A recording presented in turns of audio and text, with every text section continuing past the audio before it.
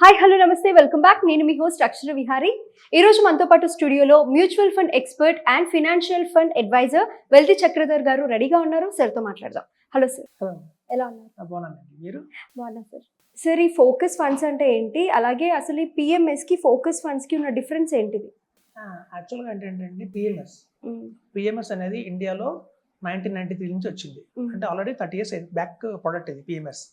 పిఎంఎస్లో ఏంటంటే ఇర్రెస్పెక్ట్ of mutual ఫండ్స్లో ఎలా అంటే మనకి లార్జ్ క్యాప్ ఫండ్స్ అని, మిడ్ క్యాప్ ఫండ్స్ అని, స్మాల్ క్యాప్ ఫండ్స్ అని, థీమాటిక్ ఫండ్స్ అని, సెక్టర్ ఫండ్స్ అని, ఇట్లా చాలా ఫండ్స్ వెరైటీస్ ఉన్నాయి. సో ఇన్ని వెరైటీ ఫండ్స్ కాకుండా పిఎంఎస్లో ఏమవుతుందంటే సెలెక్టివ్గా స్టాక్స్ తీసుకుంటారు వాళ్ళు. ఓన్లీ 30-40 స్టాక్స్ తీసుకుంటారు అనమాట. సో పిఎంఎస్లో ఉన్న బ్యూటీ ఏంటంటే అన్నెసరీగా 120 స్టాక్స్ 140 స్టాక్స్ ఉండకుండా సెలెక్ట్గా irrespective of the market cap, అంటే అది స్మాల్ క్యాప్ కావచ్చు, మిడ్ క్యాప్ కావచ్చు, లార్జ్ క్యాప్ కావచ్చు. అలాగే పిఎంఎస్లో కూడా ఏంటంటేనండి కొన్ని సెలెక్ట్గా తీసుకున్న స్టాక్స్ ఉంటాయి. మార్కెట్ వాల్యుయేషన్ బట్టి వాళ్ళ గ్రోత్ని బట్టి తీసుకుంటారు. 30-40 స్టాక్స్ తీసుకుంటారు. అయితే పిఎంఎస్ కాన్సెప్ట్నే బేస్ చేసుకొని ఫోకస్ ఫండ్స్ వచ్చాయి మ్యూచువల్ ఫండ్స్లో. అయితే ఫస్ట్ ఫ్రాంక్లిన్ టెంపుల్టన్ వాళ్ళు మొదలుపెట్టారు. ఫ్రాంక్లిన్ టెంపుల్టన్ ఫోకస్ ఫండ్ అని, తర్వాత ఎస్బీఐ వాళ్ళు స్టార్ట్ చేశారు ఎస్బీఐ ఫోకస్ ఫండ్ అని. అలా ఇప్పుడు అల్టిమేట్గా అందరి దగ్గర కూడా ఫోకస్ ఫండ్స్ అనేవి మ్యూచువల్ ఫండ్స్లో వచ్చాయి. ఫోకస్ ఫండ్స్ అంటే ఏంటంటేనండి ఇర్రెస్పెక్టివ్ ఆఫ్ మార్కెట్ క్యాపిటలైజేషన్ కాకుండా కేవలం 30 స్టాక్స్ మాత్రమే ఉంటాయి. వాటి పేరే ఫోకస్ 25 అని, ఫోకస్ 30 ఫండ్ అని అలా వస్తాయి. అంటే ఇర్రెస్పెక్టివ్ మార్కెట్ చాలా కంపెనీస్, చాలా మ్యూచువల్ ఫండ్స్ ఎలా ఉంటాయంటే ఎనానిమస్గా చాలా ఫండ్స్ ఉంటాయి, చాలా స్టాక్స్ ఉంటాయి. 120 స్టాక్స్, 130 స్టాక్స్, 80 స్టాక్స్ ఉంటాయి. అలా కాకుండా ఫోకస్డ్గా బెస్ట్ 25 తీసుకోవాలి అన్నవే ఫోకస్డ్ ఫండ్స్. సో ఈ ఫోకస్ ఫండ్స్కి పిఎంఎస్ డిఫరెన్స్ ఏంటంటే ఫోకస్ ఫండ్స్లో ఏంటంటే ఒక రూల్ ఉంది. అవి ఎప్పటికీ 25 స్టాక్స్ని మెయింటైన్ చేయాలి, లేదా 30 స్టాక్స్ని మెయింటైన్ చేయాలి. అలా ఖచ్చితంగా ఒక ఫ్రేమ్లో స్టాక్స్ని మెయింటైన్ చేయాలి. మనం రీప్లేస్ కూడా చేసుకోవచ్చా స్టాక్స్ తర్వాత? ఫండ్ మేనేజర్ ఎప్పుడైతే బాగాలేదు, ఈ ఫండ్ బాగాలేదంటే ఆ ఫండ్ రీప్లేస్ చేస్తాడు. సో ఫండ్ని రీప్లేస్ చేసిన మాత్రాన 30 స్టాక్స్లోనే మెయింటైన్ చేయాలి. 30 స్టాక్స్లో ఒక ఫండ్ బాగాలేదు అనుకోండి, ఒక స్క్రిప్ట్ బాగోకపోతే ఆ స్టాక్లో ఇంకో స్టాక్ పెడతారు, రీప్లేస్ చేస్తారు. కానీ పిఎంఎస్లో ఏంటంటే అలా ఉండదండి. పిఎంఎస్లో ఏంటంటే ఫోకస్ ఫండ్స్ లాగా 30 స్టాక్స్ ఉండొచ్చు.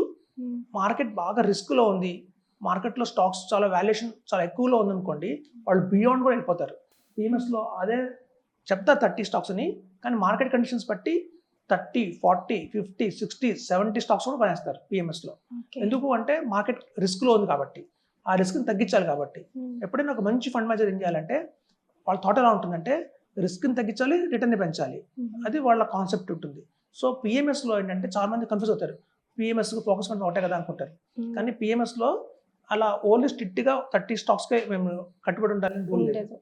బియాండ్ దట్ కూడా వెళ్తారు. ఎప్పుడంటే మార్కెట్ బాగాలేదు అంటే, మార్కెట్ చాలా బాగుంది, పొటెన్షియల్గా ఉంది అన్నప్పుడు ఆ 30 స్టాక్స్ కూడా వాళ్ళు కిందకి తీసుకొస్తారు. ఆ 80 స్టాక్స్ని కూడా అమ్మేసి ఏవైతే పొటెన్షియల్ స్టాక్స్ ఉన్నాయో వాటిలోకి చేస్తారు.